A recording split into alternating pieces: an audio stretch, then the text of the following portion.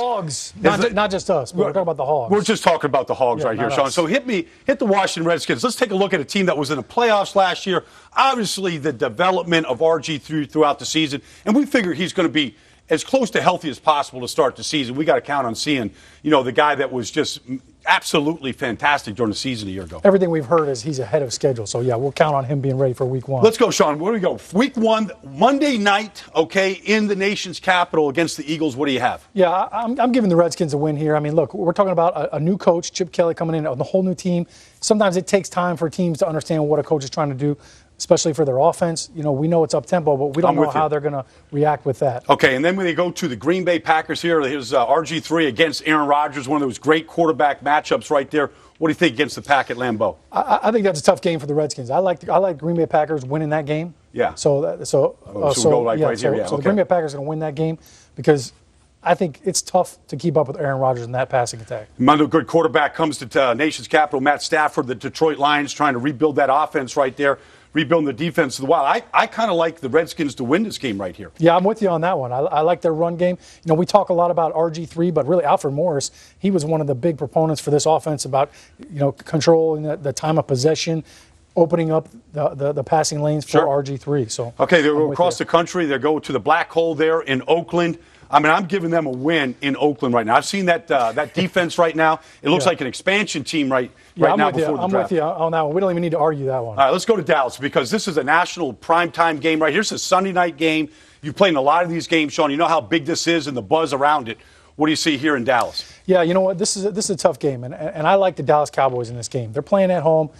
The one thing that the Redskins struggle with defensively, their pass defense was awful, and they were dead last in third down. So I'm going to give a loss to the Redskins, a win to the Cowboys. I'm going to give them a win against the Bears. Mark Trestman coming in trying to rebuild that offense right there. I think Jim Haslett will have their number early. Big game here against the Broncos in Denver. Yeah, I think Peyton wins that game, so that's a loss for the Redskins there. Okay, against the Chargers right now at home. San Diego coming across the country right here. New coach, new system right there. Long trip. Redskins win there. Okay, another primetime game against the Minnesota Vikings.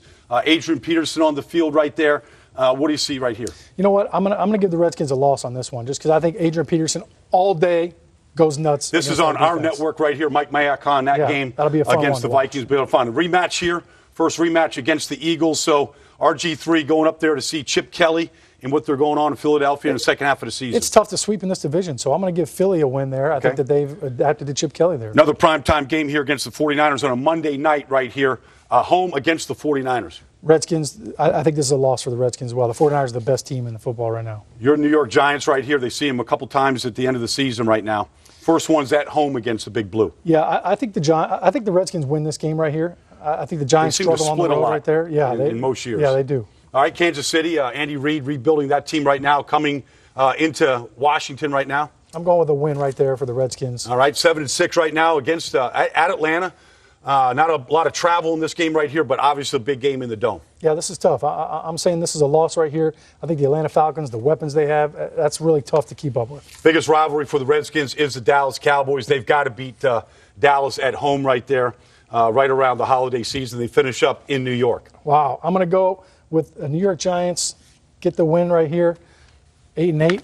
That's really where we're finishing up. So basically the Redskins went from the basement of the NFC East. Yep.